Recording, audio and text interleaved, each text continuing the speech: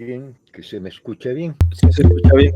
Bueno, gracias. Gracias, muy amable. Bueno, continuamos con el tema teoría general de los sistemas, filosofía y ciencia. Lo que vamos a ver en esta sesión es una explicación de los conceptos, de algunos conceptos importantes relacionados con la teoría general de los sistemas, los cuales pues debemos de tener presentes, entenderlos, no aprenderlos de memoria, sino entenderlos, porque vamos a estar haciendo referencia a ellos, a estos conceptos, estos términos, a lo largo de todo el curso. Así de vez en cuando, pero estar haciendo referencia a ellos. Comencemos entonces. Algunos conceptos ya los conocemos, ¿verdad? Pero tal vez algún comentario adicional para ponerlo en claro. Por ejemplo, el concepto medio ambiente, contexto, entorno, pues ya hemos hablado sobre eso. En la figura de la derecha, de ese puesto he querido representar a lo que es el ambiente, lo que es el sistema. Aquí tenemos el sistema,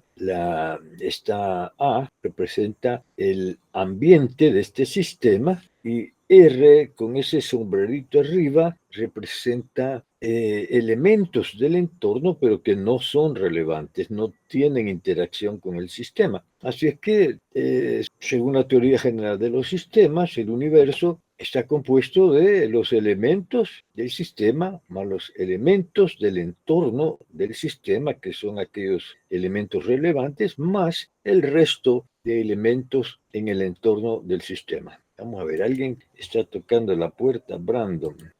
Entonces, ya hemos dicho, ¿verdad? Todo lo que está fuera del sistema es el entorno del sistema, el medio ambiente del sistema, pero dentro de esos elementos en el entorno, algunos que son relevantes y otros que no. R con el sombrerito arriba, esos son los que no. Es una negación, digamos, de la realidad, elementos de la realidad. La A representa el entorno del sistema, definido como pues elementos que interactúan con el sistema. Todo sistema influye sobre su entorno, y eso representa la flechita de arriba, y el entorno influye sobre el sistema. Y en eso consiste la interrelación en términos generales. También he hablado del concepto atributo, que es una propiedad alguna propiedad de los sistemas. Tenemos pues el agua, ¿verdad? 3 propiedades: es líquida, incolora, inodora, ¿sí? Pero lo de líquido viene de la interrelación de moléculas de hidrógeno y oxígeno. Tenemos las moléculas interactuando dentro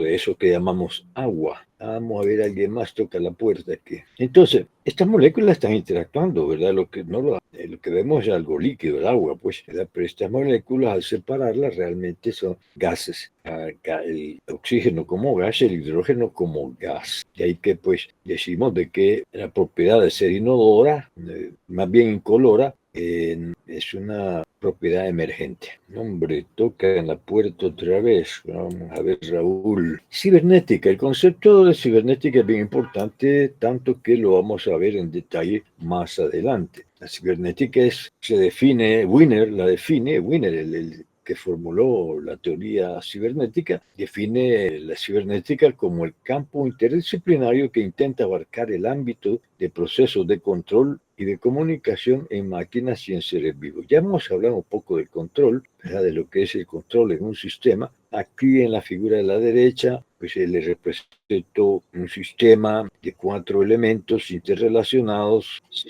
tiene sus entradas y sus salidas, ya, del que alguna información sale al sistema de control y alguna información sale del sistema de control hacia el sistema. O sea, información sale del sistema hacia el sistema de control. Del sistema de control sale información hacia el sistema. Ya hemos dicho, ¿verdad?, de que esta información es sobre alguna característica, algún efecto, algún evento de interés que queremos controlar. Y eso es lo que hace el sistema de control. Envía información sobre eso que nos interesa y genera información para que se corrija, el sistema corrija a cualquier desviación con respecto a lo que esperamos del sistema. En términos generales, podemos decir que el sistema de control se encarga de que el sistema logre su propósito haciendo correcciones, que puede ser de diversos tipos. Las correcciones pueden ser de autorregularse o puede ser crecer, cualquier acción que lleve a hacer correcciones o modificaciones, si queremos llamarle así, al sistema para que hacer posible, factible, que consiga su propósito. Entonces, el sistema cibernético, sistema es el sistema que controla, o sea, esto que se llama sistema de control, arriba, en la figura de arriba, sistema de control, también lo podemos llamar sistema cibernético, ¿verdad? Sistema, ¿qué es un sistema cibernético? Sistema que controla la conducta de otro sistema. Dispone de mecanismos internos de autorregulación que reaccionan o responden ante información de cambio en el ambiente. O sea, aquí vemos, arriba tengo detallados los elementos del sistema y el sistema de control, pues solo está la cajita. Aquí abajo es al revés. El sistema controlado está solo la cajita. Y el sistema de control, vemos que es un sistema por sí solo, ¿verdad? Tiene 4 elementos, en este caso hay que verlo así, entra información sobre las salidas del sistema o sobre los efectos de las salidas y genera información, en caso de ser necesario, genera información para que el sistema tome medidas correctivas en caso de que haya una desviación. Pero lo importante acá es el concepto de sistema cibernético o sistema de control. Normalmente es un subsistema del sistema controlado, pero puede también estar fuera del sistema controlado. El concepto de conglomerado, pues es importante tenerlo en cuenta, ¿verdad? Es un conjunto, este es un concepto novedoso, decimos de Joh, para nombrar un objeto en el que se cumple que la suma de las partes es igual al todo. O sea, esto no es un sistema, decimos, ¿verdad? Porque en un sistema la suma de el todo es igual a la suma de las partes más en las interrelaciones, pero aquí, según vemos en la figura, no hay interrelaciones. Entonces, esto no es un sistema, sino que un conglomerado, porque no hay relación entre los elementos. Ahora, si decimos, si afirmamos que, según la teoría general de los sistemas, que todo es un sistema, entonces, ¿qué pasa con esto? Que le llamamos conglomerado. En realidad, pues no, así estrictamente hablando, según la teoría general de los sistemas, no deberían existir conglomerados, porque todo es un sistema. Sin embargo, ya en la práctica podemos encontrarnos, rara vez será, pero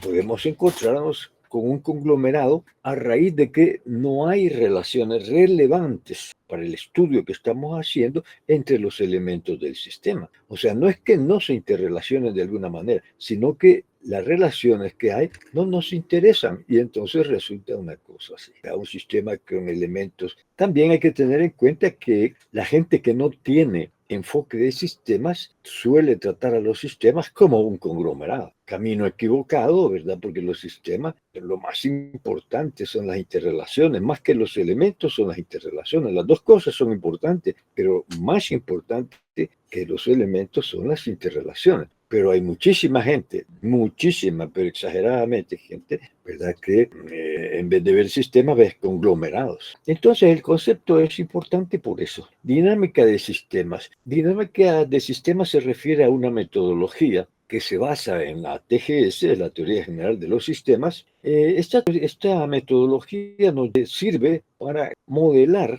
la dinámica de los sistemas. O sea, la dinámica de los sistemas es un factor de complejidad importante, incidente en la complejidad. Y entonces nosotros, habiendo adoptado el enfoque de sistemas para analizar un sistema de estos dinámicos, o sea que cuando decimos dinámico es que cambia de estado.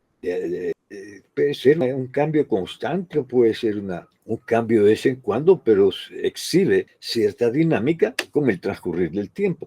Estos sistemas son complejos. Aquí les he puesto 2 ejemplos de cómo aplicando la dinámica de sistemas, pues se puede modelar. El primer recuadro es un sistema, el segundo es un sistema complejo. Ambos son complejos. Podemos verlo aquí en el de abajo por la cantidad de elementos e interrelaciones, y aquí complejo. No está todo aquí, ¿verdad? Lo que tenemos es un sistema que llamamos población de algún país, de alguna ciudad. Entonces tenemos que entran nacimientos, salen defunciones, tenemos ciertos factores medioambientales que contribuyen a la complejidad, como la tasa de natalidad, la tasa de mortalidad, la tasa de fecundidad.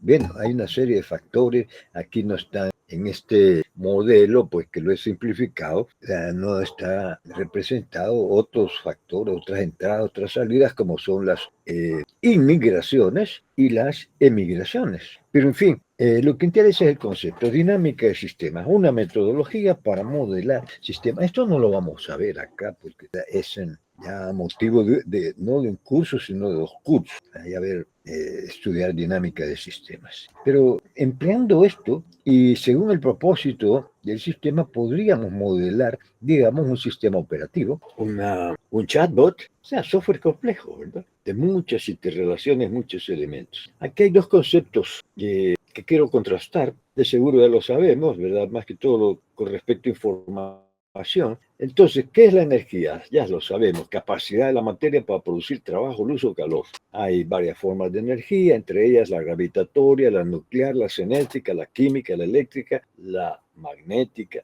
¿Y qué vamos a entender por información? Fíjense que información es un término bien discutido, ¿verdad? Como muchos otros. A veces nosotros hablamos de las cosas, pero hablamos de una cosa que la damos por hecho, que no necesita ser analizada, que ya sabemos qué es, y uno de esos es información, así como el concepto de sistema. Estamos viendo que el concepto de sistema es algo bien específico. Y Bertalanffy nos ofrece pues una teoría alrededor de los sistemas. Así pasa con información y otras, inteligencia, otro concepto, ¿verdad? Que anda volando por aquí y por allá, nos hablan de chatbots con inteligencia artificial, pero no nos dicen qué entienden por allá, qué es inteligencia. Y normalmente, pues, uno tiene una idea ya de lo que es ser inteligente y le explica esa idea muchas veces diferente de unas personas a otras. La información es lo mismo, pero aquí en que hay varias acepciones de información. Y vamos a ver una bien específica, la teoría de la información. Pero en el ámbito de la ingeniería informática, o sea, nuestra disciplina, vamos a entender, así brevemente lo voy a decir ahora, ¿verdad? Información es el contenido semántico en un mensaje. Entonces, desde esta perspectiva, la información, y así tomémoslo, ¿verdad? Recomiendo yo que así lo tomemos en el ámbito de la ingeniería informática. Es el contenido semántico en un mensaje. Entendiendo por semántica, pues lo que se entiende, ¿no? Significado, contenido con significado en un mensaje. Ahora, mensaje lo he puesto entre comillas porque no necesariamente es un texto, puede ser una imagen, puede ser una gráfica, puede ser, bueno, algo perceptible por los sentidos. Entonces tenemos aquí en la explicación una cosa interesante, veámoslo en la figura. Mire, en la energía se cumple la ley de conservación de la energía de Lavoisier, que nos dice que en un periodo de tiempo, cualquiera que nosotros escojamos, claro, el periodo tiene un principio y un final. Sucede esto, tenemos E sub cero, la energía inicial dentro del sistema. Al sistema entra energía E sub de entrada, ¿verdad?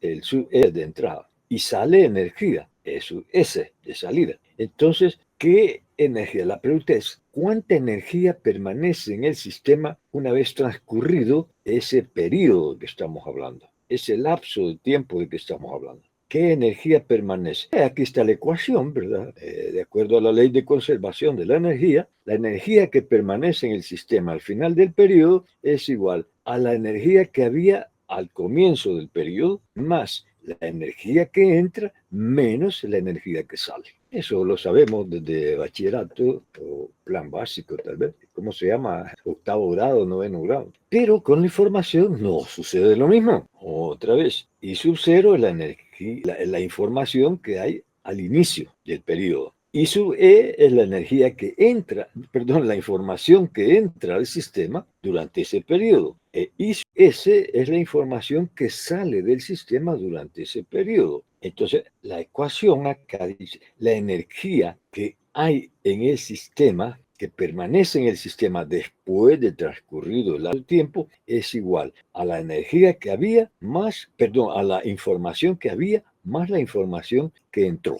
O sea que aquí, en esta ecuación, no entra la información que sale. ¿Y por qué? Una característica que hay que tenerla en cuenta en la información. O sea, la información no se desgasta. Yo ahorita estoy emitiendo información para 40 y pico de estudiantes. Ustedes, a todos les llega la misma información y yo sigo conteniendo la información que estoy enviando. Yo no estoy gastando información. no varía la información que yo tengo. Si tuviera entrada de información, sí variaría, habría que aumentársela, pero el hecho de que la información no se desgasta, y por eso es que no puede entrar en la ecuación la energía que sale, la información que sale. Hay que tener en cuenta estos conceptos, sobre todo pues contrastando información con energía. Si en el transcurso de la exposición ustedes tienen alguna duda, me interrumpen, por favor. Ahora la noción de equilibrio, muy importante en los sistemas. Todos tenemos el concepto de equilibrio y en ese sentido creo que coincidimos bastante.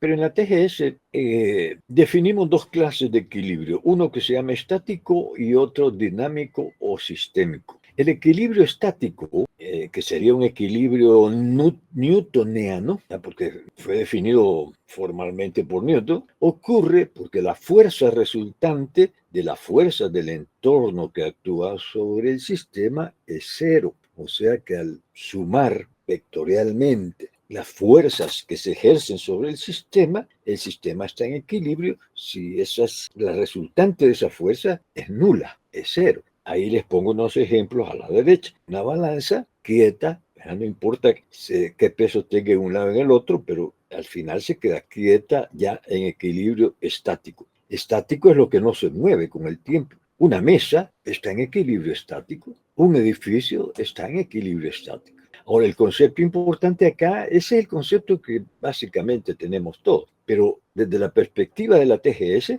hablamos también de equilibrio dinámico, que ya se sale del concepto newtoniano. Primero el ejemplo, de equilibrio dinámico. El ejemplo que se me ocurre a mí más fácil de captar es un equilibrista caminando sobre una cuerda delgada que está atada a las azoteas de dos edificios. Hay muchos de estos allá en Nueva York, en esos lugares donde hay edificios altos, pues de vez en cuando se sube alguien, un equilibrista, y da una exhibición para Manhattan, de que puede atravesar de un edificio al otro en una cuerda. Ahora, ¿por qué es dinámico? Porque realmente hay movimiento. Es un equilibrio. Nadie duda que esta muchachita que va aquí, bueno, está haciendo equilibrio, pero continuamente se está adaptando. Cuando se inclina hacia un lado, genera, ¿verdad?, una contrafuerza que la vuelve a un estado más o menos, ¿verdad?, de equilibrio newtoniano, pero no es newtoniano porque esto es continuo, ¿verdad?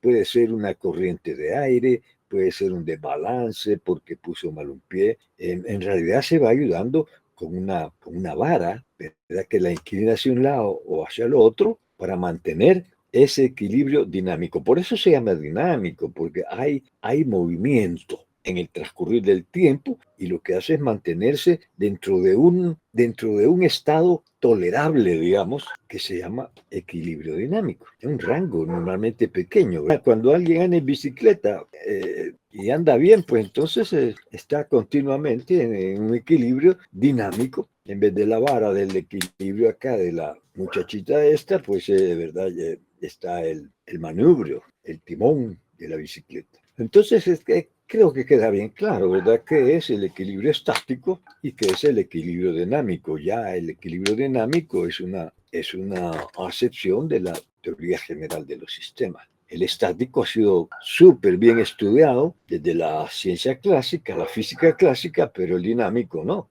¿verdad? Pero precisamente la TGS es para entender estos sistemas complejos. Estructura también le llamamos arquitectura, ¿verdad? Estructura del software, arquitectura de un software. Cada rato íbamos a hablar de eso, ¿verdad? La estructura del software, la arquitectura de un software, es lo mismo. ¿Qué es la estructura? Es el conjunto de interrelaciones más o menos estables entre los componentes de un sistema en un momento dado. Realmente estamos hablando de un estado.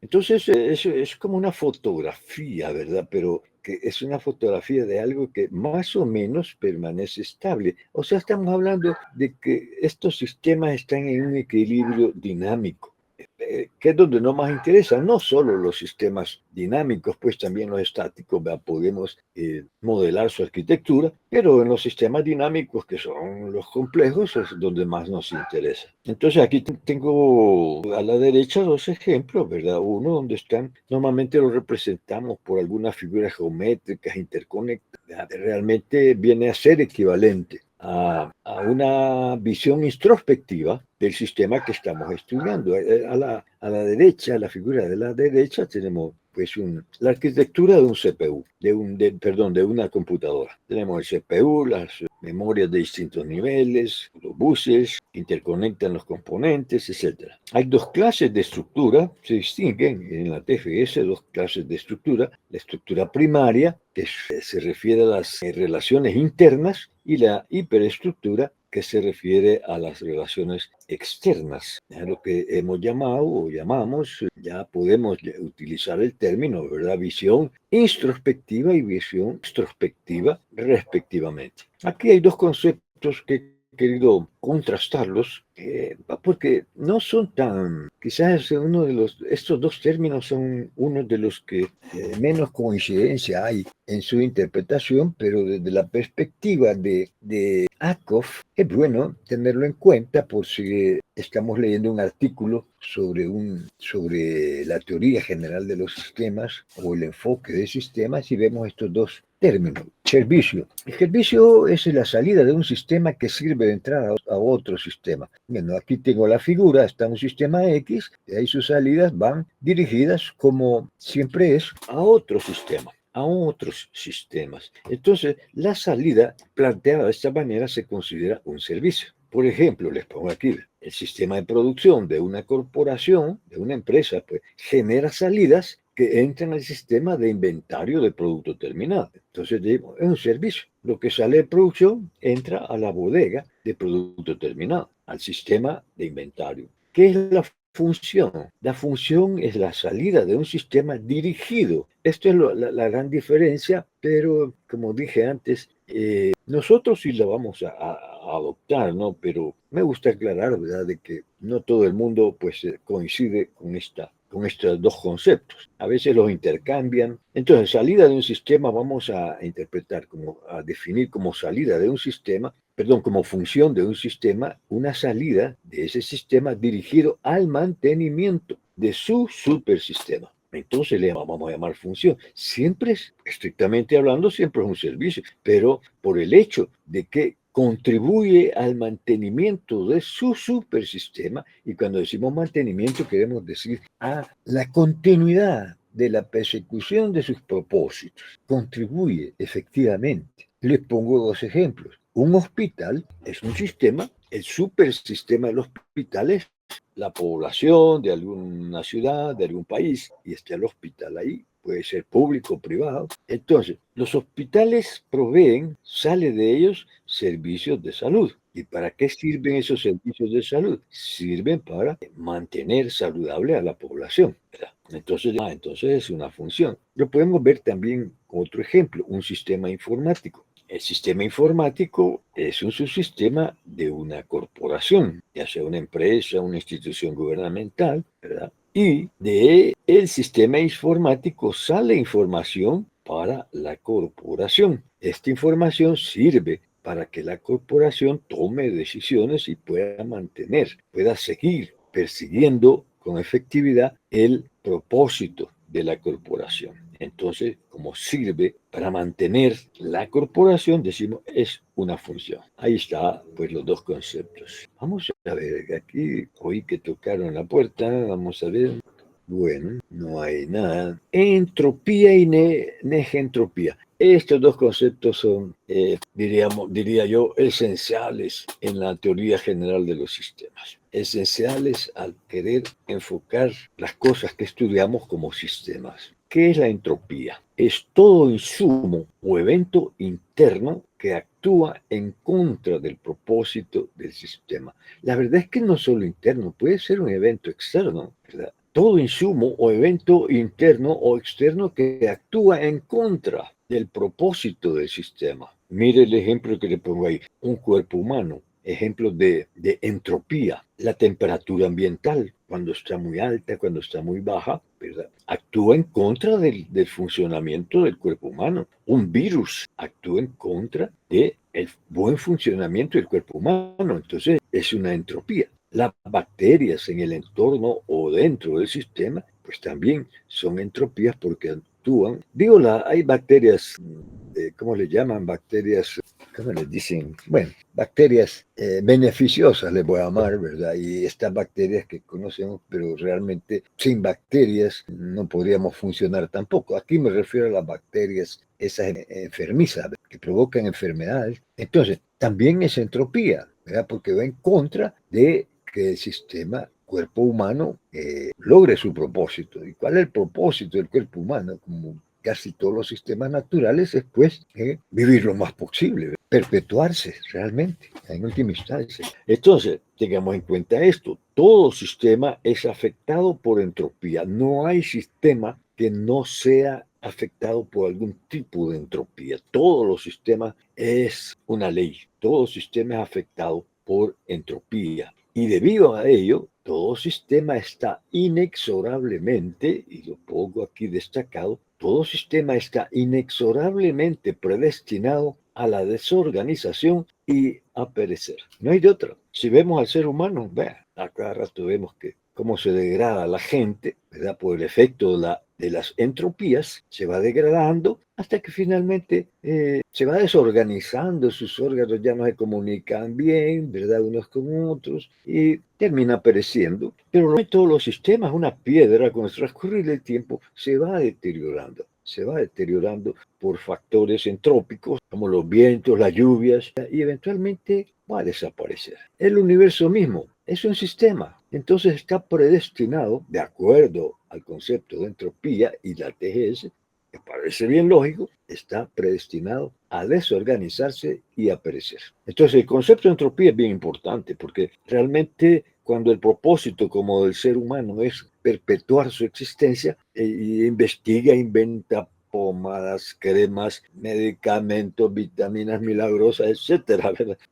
Todo para un propósito que está básicamente en todos los seres vivos, inclusive en las plantas. Ese propósito de vivir eternamente. Pero ese propósito, por lo que observamos en la realidad, pues no, ¿verdad? Todo está condenado, digámoslo así, inexorablemente a perecer. Ahora, ¿qué es la negentropía? La negentropía es todo insumo o evento interno o externo también que contrarresta el efecto de la entropía, propiciando con ello, o sea, ayudando al logro del propósito del sistema. O sea, volvemos al ser humano. Su ideal es perpetuar su existencia individualmente cada quien, perpetuar su existencia. ¿Y qué tenemos como ejemplos de negentropía? Los alimentos que ingerimos, los medicamentos que ingerimos, el vestuario más que un adorno, así se ve, más que todo como adorno, pero realmente el vestuario es una protección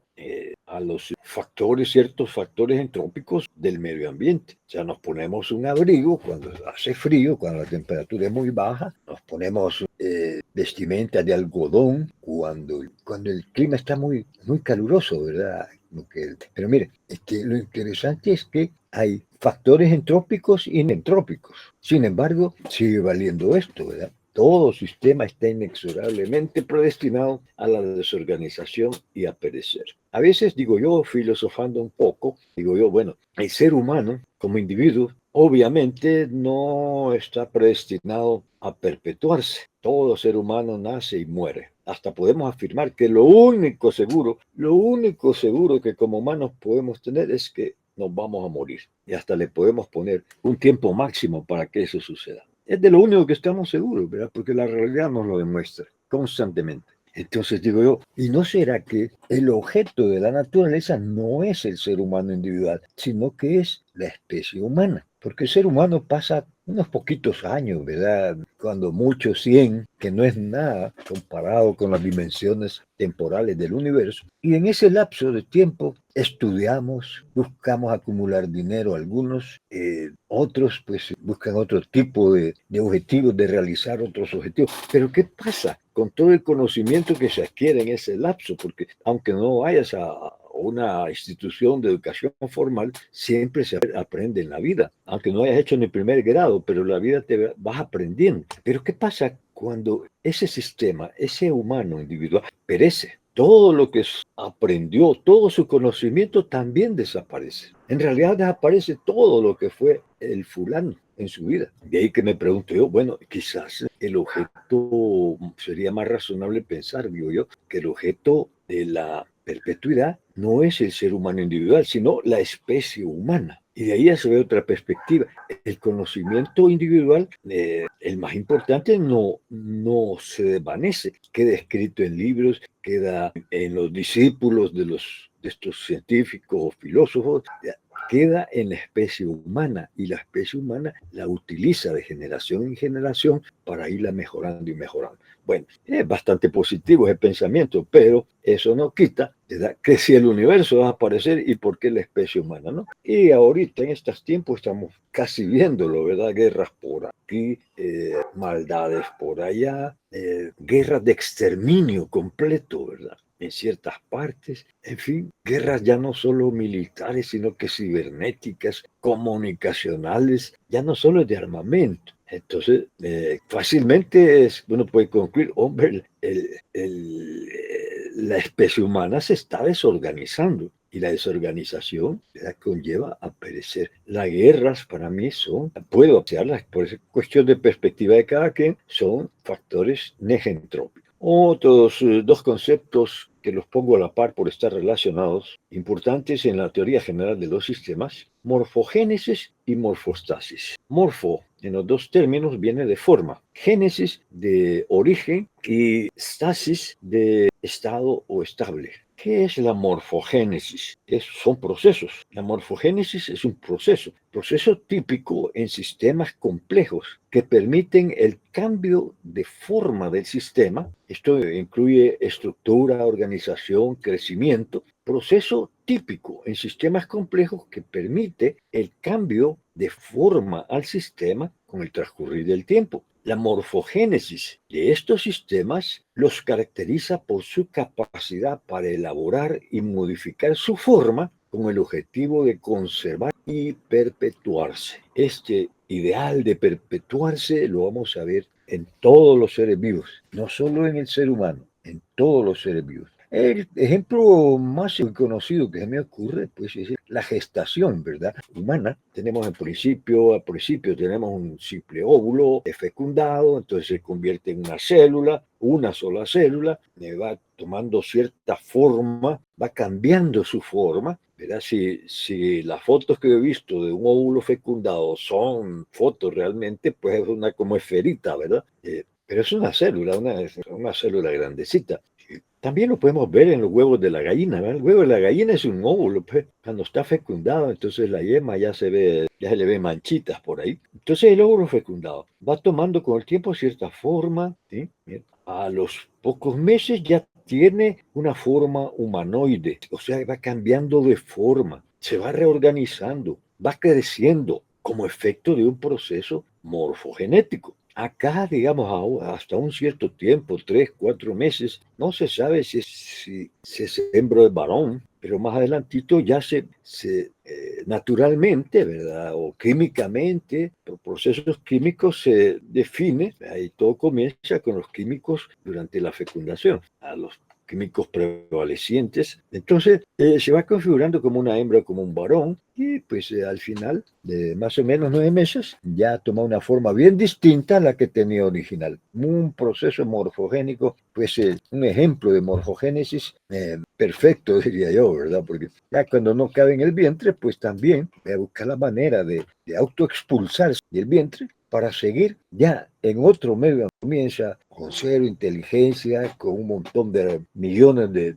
neuronas desconectadas, sigue transformándose, va haciendo conexiones neuronales según los efectos que obtiene del medio ambiente, de papá, de mamá, de la comida, etcétera, hasta que llega un momento, pues, que la transformación y el crecimiento, pues, más o menos se detiene. Esa es la morfogénesis. Ahora, la morfostasis, proceso, también es un proceso, también en sistemas complejos, pero acá, en vez de cambiar la forma para irse adaptando, para buscar perpetuarse, para buscar seguir existiendo, pues, como en la morfogénesis, aquí para lo mismo, pero en vez de transformarse, busca mantener su forma. Por eso se llama morfostasis, forma estable. Entonces busca mantener su estructura, su organización, un determinado estado estable. Ya pues podemos intuir que para mantener un sistema, un estado estable, deberá contar con un sistema cibernético, o sea, un conjunto de sistemas cibernéticos para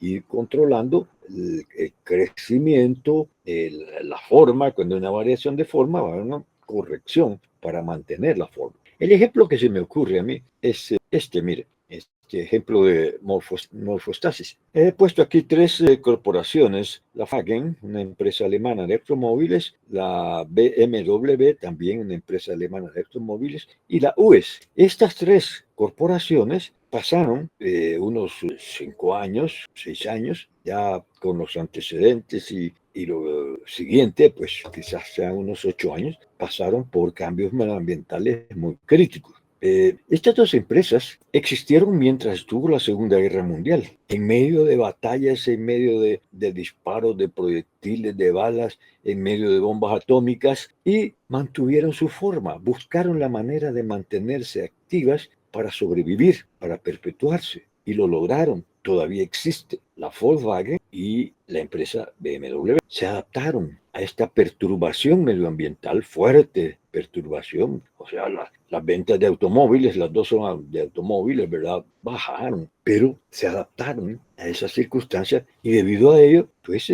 todavía existe. Pero hay muchas empresas que estuvieron en esta época y no se adaptaron. Ya no existen. Grandes empresas ya no existen. La US también, ¿verdad? Podemos ponerla de ejemplo. La Segunda Guerra Mundial posiblemente no haya hecho mayor efecto en estos ámbitos geográficos. Siempre hay efectos, ¿verdad? Pero no como para amenazar la existencia de una institución, pero sí las invasiones militares que ha sufrido la US, las tomas de los militares, las tomas gubernamentales que la han cerrado, han tratado de ahogarla anteriormente, ¿verdad? Cuando había regímenes militares, y ahí está, o sea, se adaptó a todos estos cambios medioambientales fuertes y ahí está, todavía estamos en la US, todavía existe la US. Otras instituciones que han sido militarizadas, pues perecieron, ¿verdad? Dentro de ellas empresas, sindicatos, partidos políticos, perecieron porque no tenían suficientes procesos morfostáticos para conservar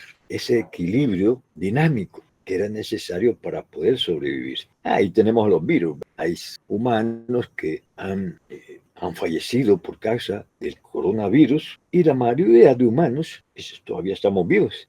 Tal vez los que estamos vivos fue porque, bueno, usamos mascarillas, para adaptarnos, ¿verdad? Nos vamos poniendo gel a cada rato, no nos vacunamos algunos, ¿verdad? No nos vacunamos, otros sí se vacunaron, algunos que se vacunaron también murieron, algunos que no se vacunaron también murieron, pero es ese mantener el estado. Nadie durante la pandemia de coronavirus, prácticamente nadie andó buscando recurriendo a algún proceso morfogenético, ¿verdad? Crecer, disfrutar más de la vida, nada, al contrario, toda acción era de tipo morfostático. También estos dos conceptos, homeostasis y sinergia, que ya lo hemos mencionado antes, quizá lo nuevo aquí sea la homeostasis. Etimológicamente quiere decir igual, estabilidad. ¿Qué es la homeostasis? Es un proceso presente en sistemas adaptables que se activan ante determinadas variaciones del entorno, neutralizándolas mediante cambios internos en el sistema con el fin de mantener invariable un cierto estado dentro de un cierto rango de equilibrio dinámico. O sea, ya vimos lo que es equilibrio dinámico. Entonces, el cuerpo humano, que está aquí como ejemplo, es uno de los ejemplos más obvios de homeostasis. Tenemos un sinfín de procesos homeostáticos que van desde mantener una temperatura adecuada interna del cuerpo humano hasta, bueno, la cantidad de glucosa que ha de fluir por la sangre, la cantidad de insulina, cantidad de distintas hormonas. Pues la mayoría de estos sistemas de estos procesos homeostáticos son ejercidos por el sistema endocrino, el subsistema endocrino del cuerpo humano. Ya en sistemas artificiales, pues tenemos el aire acondicionado, que mantiene una temperatura ambiental dentro de un cierto rango, un horno, ¿verdad? También, solo que aquí, pues, está más orientado hacia mantener un cierto nivel de calor.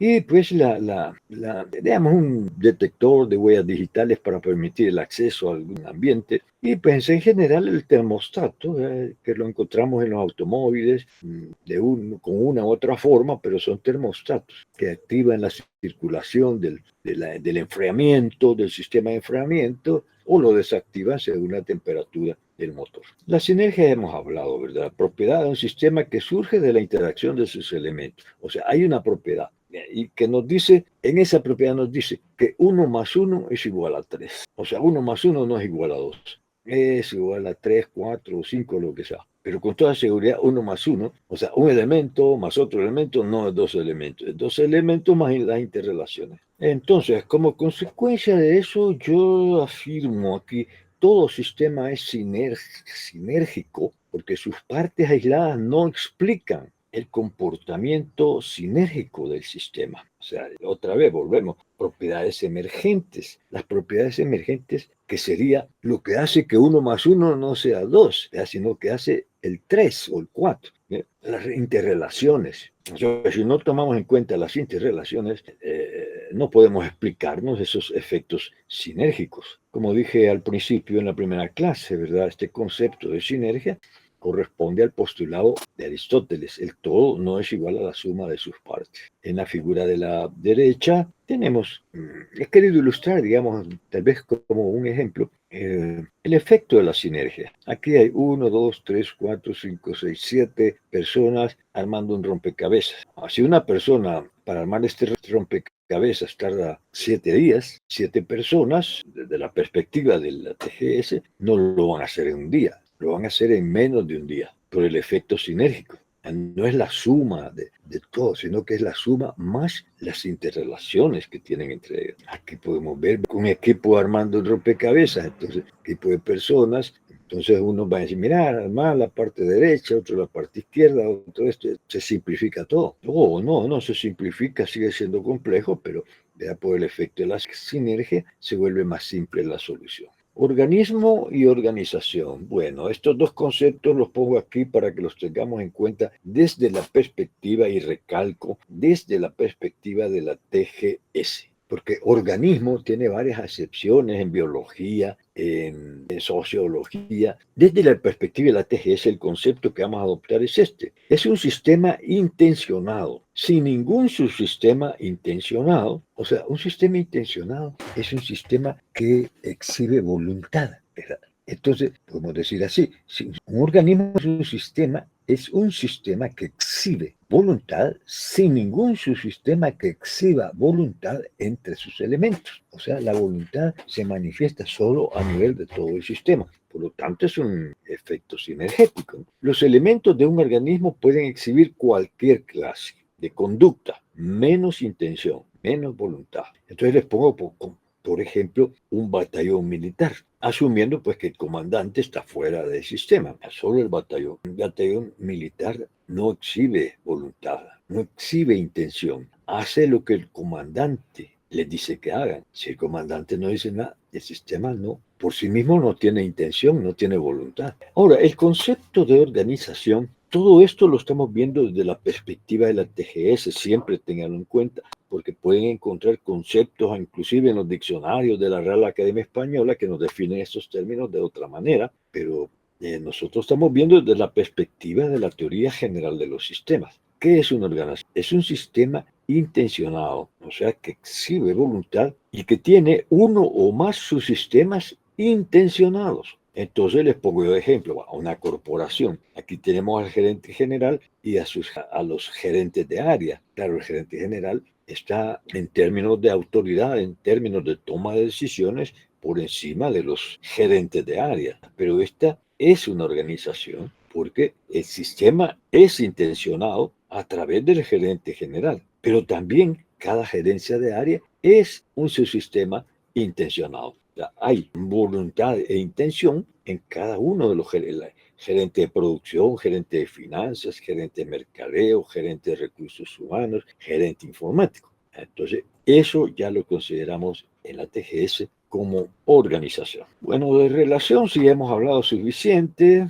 Solo el diagramita, veamos aquí, ¿verdad? Que aquí están los elementos del sistema, que hay relaciones internas, relaciones externas. El hecho de tomar en cuenta solo las relaciones externas nos da una visión extrospectiva del sistema, y si tomamos en cuenta solo las internas, nos da una visión introspectiva. En la mayoría de casos, cuando el sistema existe, necesitamos las dos acepciones, las dos visiones, la visión extrospectiva y la visión extrospectiva. Cuando estamos hablando de un sistema que no existe, pero que queremos, que nuestra intención es construirlo, entonces vamos a tener que partir de la visión extrospectiva y vamos a tener que inventar, crear los elementos internos y las relaciones que debe haber entre esos elementos internos para que las especificaciones del diseño se cumplan. También hemos hablado del orden jerárquico, ¿verdad? Propiedad formal de los sistemas en la cual todos están superpuestos de forma tal que sus elementos son a su vez su sistema. Partamos del universo. Entonces el universo lo podemos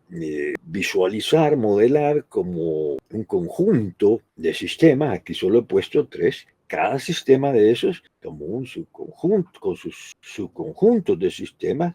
Aquí solo he puesto 3 y solo para uno. Cada subsistema lo podemos desagregar en subsistemas. Aquí solo he puesto 2 y solo para un subsistema. Y así podemos seguir hasta abajo y para cada cajita de estas hasta configurar todo el universo, que sería un diagrama pues infinito. En la TGS se dice que la estructura jerárquica, esta estructura jerárquica, es una característica esencial de la realidad como un todo. Aquí he tomado como realidad todo el universo, y tiene especial importancia en el estudio de sistemas complejos. Claro, allá en alguna parte hemos visto esta metodología de análisis llamada top-down, en donde hacemos eso, ¿verdad? Sí, que no los digan, pero hacemos eso. Y además, yo pienso que el hombre, el ser humano naturalmente, para comprender la complejidad, necesariamente tiene que, aún sin el concepto de TGS, ¿verdad? De alguna manera imperfecta, pero se tiene que llegar a una táctica de dividir el sistema en sus partes, para estudiar cada parte individualmente. La mayoría de veces, pues, el problema en ese tipo de acercamiento, ese tipo de enfoque limitado, está en que no se toman en cuenta las interrelaciones entre los sistemas. Y si no tomamos en cuenta las interrelaciones, entonces no estamos haciendo nada. Como ya en Introducción a la Informática veía yo, que ahí les dicen el diagrama top-down. Para comenzar, no es un diagrama top-down, ¿cómo se llama? Sí, así, no, el método top-down les dicen. El asunto es que lo que se pone ahí es una representación, un modelo de una forma de analizar el problema, pero tiene un problema bien fundamental y esencial, y es que no se toman en cuenta las interrelaciones entre esos subsistemas. Más adelante en el análisis nos vemos forzados a tomarla definiendo parámetros de los módulos que son, ¿verdad?, realmente la vía de interrelación entre los componentes de un software, los parámetros, los argumentos. Pero no nos lo dicen, simplemente se aterriza por ahí en cualquier momento. No nos dicen que esa es lo importante. Los parámetros, los módulos por sí solos, cada uno hace su cosa. Pero en realidad también hay otro tipo de relación, y es la secuencia lógica de ejecución y de invocación. Eso es ver, ¿verdad?, el hacer software desde la perspectiva de la TGS. Eso que le estoy diciendo yo. O sea, tenemos que tomar en cuenta cómo se interrelaciona si queremos hacer un buen software. Retroalimentación es un proceso. Aquí en la figura tenemos un sistema de 4 elementos interrelacionados, sus entradas, sus salidas, y estas salidas tienen efectos en el entorno. La retroalimentación consiste en alimentar al sistema con información sobre estos efectos. Entonces, una de las principales entradas es estos efectos, cuando realmente estos efectos están relacionados con el propósito. Un sistema puede ser un país y sus salidas, digamos que son, vaya, regalar $30 en un instrumento que se llama Chiva Wallet. Si estuviese bien diseñado esto, tendríamos que ver, a retroalimentar el sistema con los efectos de esa medida. Normalmente esta retroalimentación pasa para un sistema de control, porque servirá para ver si los efectos esperados son los que queríamos. Puede hacer que lo que buscáramos a través de esa medida fuera incrementar el apoyo político, y bueno, pero entonces buscamos información sobre ese efecto, o puede ser que lo que quisiéramos es apaciguar las inquietudes de la gente por lo caro de la vida. Hay que ver, ¿verdad? Pero el asunto es que la retroalimentación se refiere a información sobre los efectos de las salidas de un sistema. Hay dos clases de retroalimentación. Retroalimentación positiva, cuando el objetivo de la retroalimentación es el crecimiento del sistema o la diferenciación del sistema. Si lo que se busca o lo que se busca con la información sobre los efectos es, de alguna manera, controlar el crecimiento, o sea, la morfogénesis pues, del sistema, ¿verdad? El crecimiento, la diferenciación, entonces estamos hablando de positiva. Está la retroalimentación negativa, que el concepto de negativo y de positivo no me gusta mucho, pero así está planteado. Retroalimentación negativa no tiene nada que ver con algo negativo que sea mala, ¿no? Cuando el objetivo es mantener el propósito del sistema. Es morfostático, realmente el objetivo es morfostático. Es bueno distinguir estas dos clases, ¿verdad? Porque podemos ocupar información para un objetivo, digamos, positivo, que sería retroalimentación positivo, para ver cuándo es momento de haber un nuevo super selectos. Eso significa crecimiento. O información negativa, la llamada pues retroalimentación negativa, cuando el objetivo es mantener el propósito del sistema. Bueno, ya tenemos como propósito crecer entre 10 y 15% en ventas este año. Entonces vemos el crecimiento, información sobre el crecimiento que vamos obteniendo, y se hacen acciones correctivas a través de algún sistema de control, ¿verdad? Cuando está abajo de ese propósito, porque no queremos que se cambie, queremos mantenernos ahí. Y si sube las ventas, vamos a recurrir al sistema de control para tomar medidas para que bajen las ventas, porque queremos mantener eso. En principio, una medida así no tiene sentido, pero sí tiene sentido, porque si nosotros crecemos más de lo que nos proponemos, eso implica que hay que hacer todos los planes otra vez. Hay que planificar todo otra vez. Entonces, si hacemos un plan es para cumplirlo. Ya cuando se termine el periodo de plan, entonces revisamos y establecemos nuevos objetivos, nuevas metas. El input es semejante a la retroalimentación, excepto que acá la salida directamente no es sobre los efectos de la salida, sino que la salida, una de las salidas o varias de las salidas, entran al sistema. No vemos los efectos, no que directamente una de las salidas va directo al sistema. A mí lo que se me ocurre como ejemplo así rapidito que podemos entender todos es el cerebro humano durante los procesos creativos, digamos como el diseño. No sé si ustedes alguna vez, ojalá que sí, ¿verdad? Se han puesto a filosofar en cuanto a decir, bueno, ¿y cómo es que yo razono? ¿Cómo es que mi mente pues crea cosas, crea soluciones? ¿Cómo? Siempre es bueno preguntarse eso, ese es el beneficio de la filosofía, porque entonces nos conocemos mejor y podemos mejorarnos. Pero si no sabemos cómo, no tenemos idea de cómo pensamos, bueno, yo sí me he puesto a hacer el ejercicio y no sé si la conclusión es buena o no, pero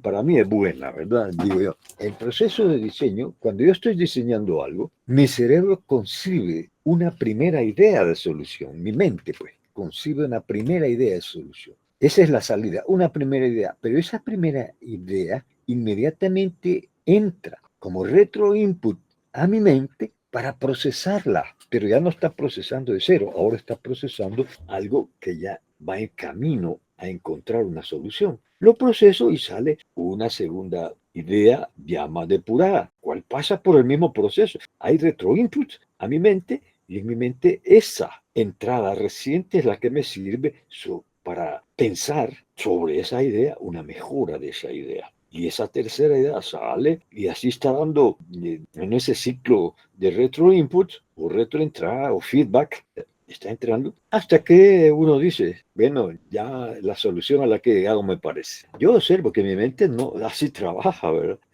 Así, en círculos. Y hay un momento en que yo digo, mi mente dice, ¿verdad? Bueno, ya estuvo, yo creo que aquí ya no se puede mejorar, ya no se me ocurre nada nuevo, aquí está, esta es la solución. Entonces les pongo eso como ejemplo. También la autorreflexión en el sentido de que, bueno, tú te pones a pensar, ¿verdad?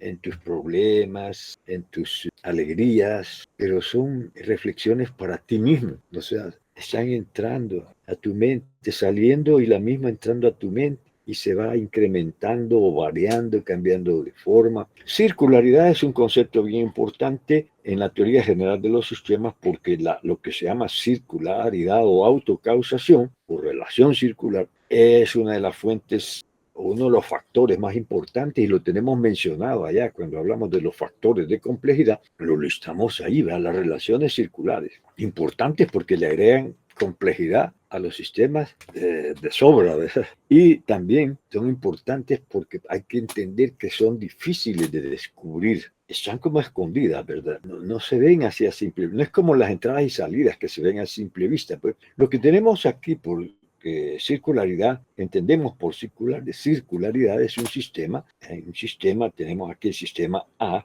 que tiene estos elementos y relaciones. Hay una salida del sistema A que va a un sistema B. Y hasta aquí es fácil ver las cosas. Donde comienza a complicar es cuando descubrimos que las salidas de B, que recibe entradas de A, son entradas a C, al sistema C. Y las salidas del C son entradas al sistema A. O sea que de alguna manera, ¿verdad? Estas entradas y estas salidas están relacionadas de manera circular. En un análisis así a la ligera solo vamos a ver, ¿ya?, esta entrada que procede de C y esta salida que está destinada a B, pero la relación entre B y C no la vamos a ver, que es una relación que está relacionada con esta entrada. Entonces, la relación circular la podemos definir así. Cuando A causa B, B causa C y C causa A. Entonces, A en lo esencial es autocausado. Hablando de eventos, aquí hablando de eventos. Aquí le he puesto lo mismo, ¿verdad? De manera circular, para entender por qué le llamamos circular, ¿no? Salida de A entra a B, la salida de B entra a C y la salida de C entra a A. Esto es bien difícil de detectar ya a la hora de estar analizando sistemas, modelando sistemas reales, ¿verdad? Porque no están ahí frente a uno, ¿verdad? Están las entradas y las salidas, pues, pero estas relaciones circulares muchas veces importantísimas, tanto así que existe el concepto este del efecto mariposa. ¿Qué es el efecto mariposa? ¿Alguien sabe qué es el efecto mariposa? Bueno, no tenemos mucho tiempo, ¿verdad? Más de alguien al saber. El efecto mariposa es una cosa, es una afirmación tipo fábula, ¿verdad? Pero tiene bastante realidad.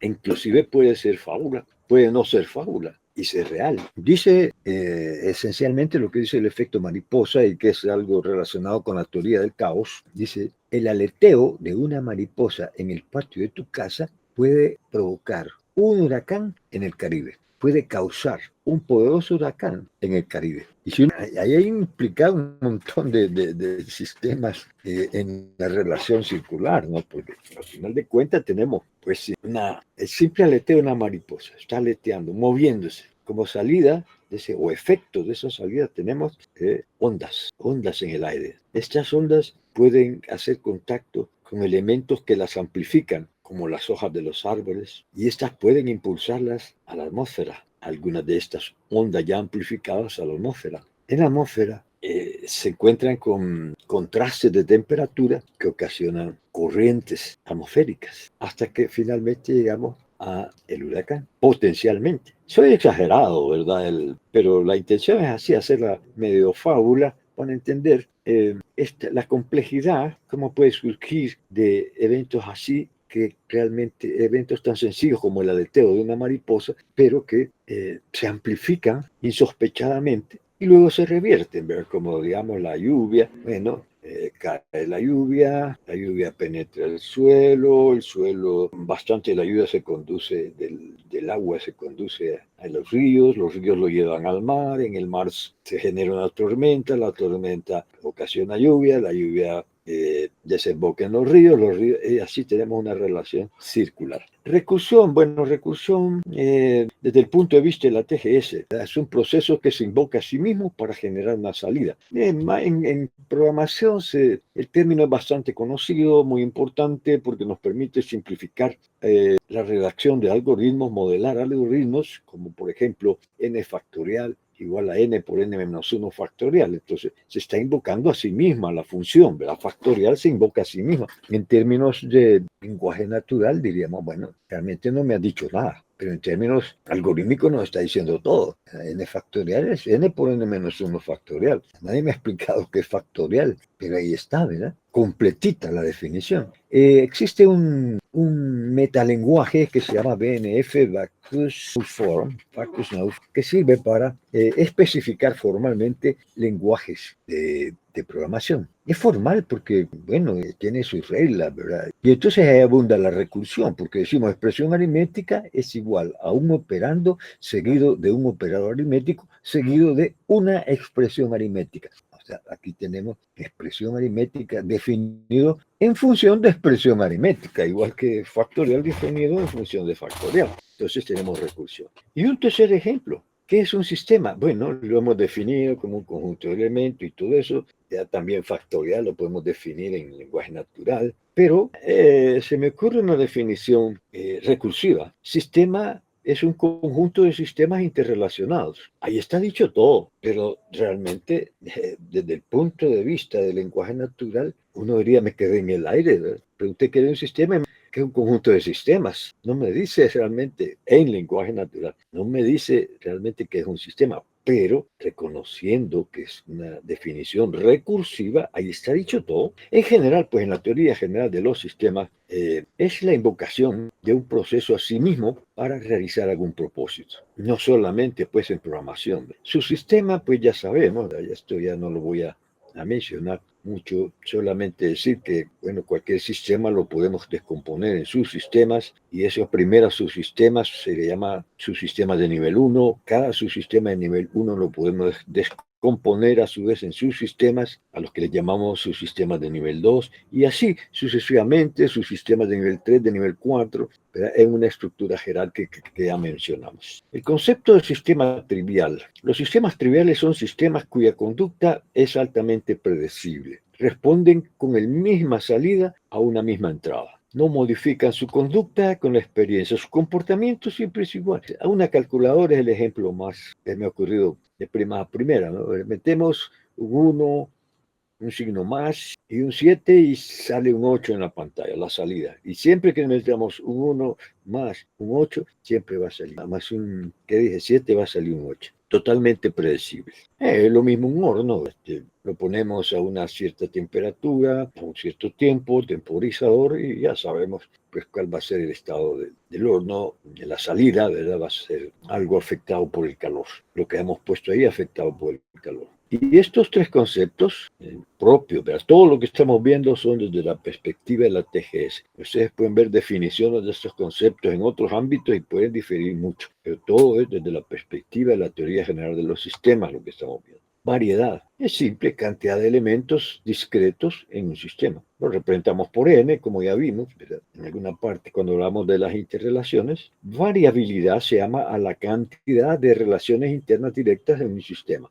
Vimos una expresión para determinar cuál es el máximo que puede haber de relaciones directas en un sistema, n por n menos 1 entre 2. Y variabilidad. La variabilidad se refiere a una medida de la capacidad de adaptación de un sistema en un medio ambiente cambiante. Bueno, mire, ahí podemos cuantificar la variedad, podemos cuantificar, aunque sea solo en el máximo, la variabilidad, pero la viabilidad, hasta ahora no he sabido, ¿verdad?, cómo se puede cuantificar la viabilidad, o sea, la capacidad de adaptación de un sistema en un medio ambiente cambiante. Hay un señor que menciona tres características principales de un sistema viable. O sea, él no dice, mire, se calcula un sistema viable. Capacidad de autorregular, de organizarse, capacidad de autocontrolarse y autonomía. Un sistema que exhiba estas capacidades será un sistema altamente complejo, aparte de los demás factores que ya vimos anteriormente,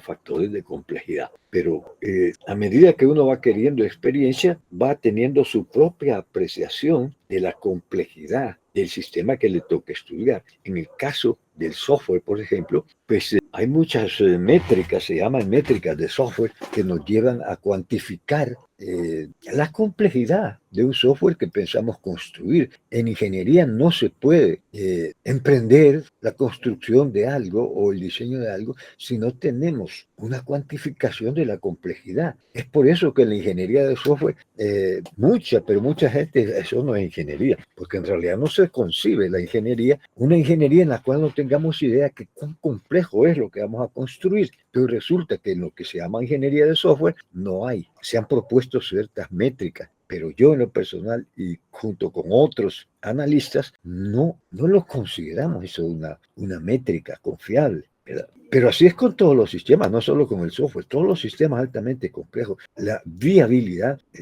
siento yo, de que solamente la podemos apreciar heurísticamente. Y los juicios heurísticos se enriquecen con la experiencia, con el conocimiento y la experiencia y el buen criterio. Entonces de ahí que yo puedo, a estas alturas del desarrollo de mi profesión, yo puedo decir con relativa buena precisión cuánto tiempo me va a llevar desarrollar un software complejo, cuánto dinero voy a necesitar para eso y quizá por el enfoque del sistema realmente nunca en mi vida profesional he fallado en ese sentido. Siempre cumplí con el tiempo y con el presupuesto y la calidad, por supuesto, la efectividad, pero todo hecho de una manera heurística. Entonces la viabilidad es eso, una medida de la capacidad, pero no hay forma hasta ahora que yo sepa de medirla. Bueno, vean jóvenes, para mientras paso lista, si tienen alguna pregunta, alguna duda. Permíteme. Sí, attendance exports CSV. Okay. ¿Hay alguna pregunta, alguna duda, jóvenes? No, ¿verdad? Entonces, ha sido un gusto, jóvenes, atenderles. Pasen buenas tardes. Nos vemos en la próxima.